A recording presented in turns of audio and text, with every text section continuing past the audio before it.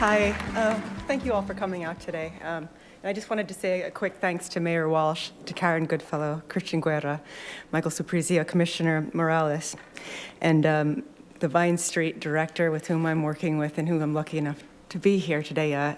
David Hinton is here with us.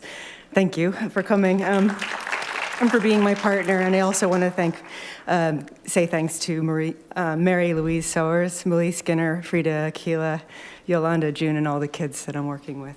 It's been an incredible experience so far, and I'm happy to be able to tell you about it today. My work as a public artist has included narrative and sculpture in one way or another. I've made longer-term installations in materials like bronze and stone, and temporary installations in more ephemeral materials like foam. Work has increasingly involved community engagement, which is the focus of this program, and I am enjoying the challenge of adapting my studio processes to methods that everyone can participate in. Hands making connections is the current theme of my work in progress at Vine Street in Roxbury.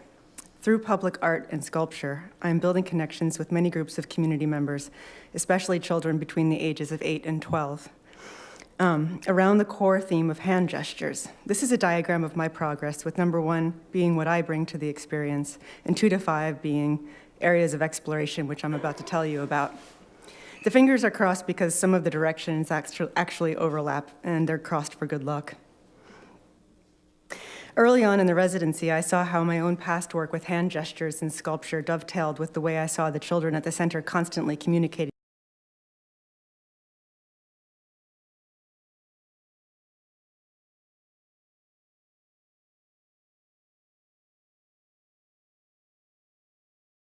Perhaps some of these hand gestures will be familiar to you. They're all found in Boston's public art landscape of works in bronze. It seems only natural to go out looking at some of these sculptures with groups from Vine Street. Here is a map of a recent public art tour in Boston that we did. With help from staff members Willie and Aquila, we covered a lot of ground. In lieu of cameras, the kids used their hands to frame views that we documented with still and moving images. They composed pictures of the art, of one another, and of Christian, who gave us an overview of City Hall and the work of the Boston Art Commission.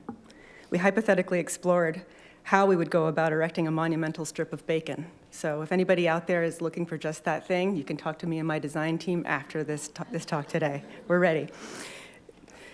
Many of the public artworks we looked at included hand gestures, and the kids used their hands to frame them in different ways. In the upper left, Calvin, or CJ, is using the hydraulic press framing technique on the Emancipation Group in Park Square.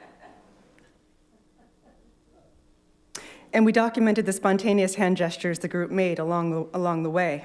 Sometimes the kids say things with their hands that they are not yet able to say with words, or that they don't want adults to understand, and some of them know sign language. Please note the gesture in the bottom left photo because it comes up again. That's Shannon. So it made obvious sense to me that making life casts of specific hand gestures as the next area of exploration was the way to go. We made the molds and casts together, they took the pictures, and we all made a gigantic mess. I think they are beginning to see that life casts are such evocative objects because life casts are caught between absence and presence, and between artifact, sculpture, sign, and symbol.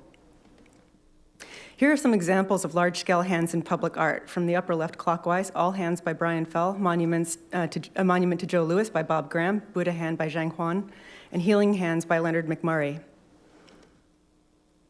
Here are more life casts by young people at the center and staff before we've painted them.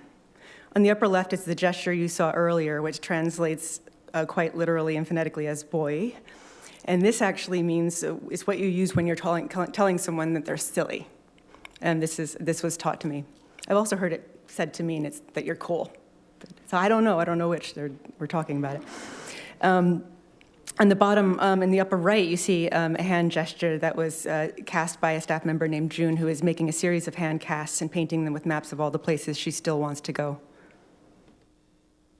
At the center, we're looking at these composite images of the life casts pasted into local sites to talk about site specificity in public art, as well as to see the hand casts in a new way.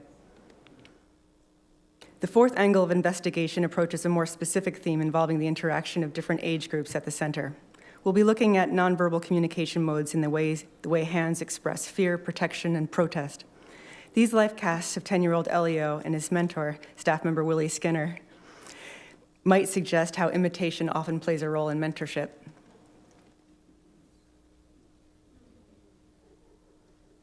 There are many questions that we'll explore together. Are hand gestures used to express fear that children can't express verbally? What issues get projected onto children by adults? What are they understanding emotionally that they have yet to understand intellectually? And how do hand gestures illuminate this gap? Hand gestures can connect and separate people across borders, outlooks, and languages. How do children understand the hand gestures that have become the rallying symbols of today's protests against the ideas that some lives are more valuable than others and that some of us belong here more than others do?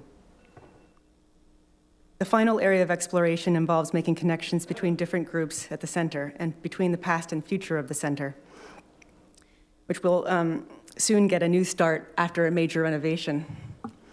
It seems like a good time to honor the center's inspiring athletes and the center's elders, some of whom gather for the fishing club, with some form of portraiture made with the assistance of children in the Saturday Doll Club. And here's a summary of the project directions that I just described to you. I want to thank you very much for listening, and I'm sorry for the rush. Thank you very much.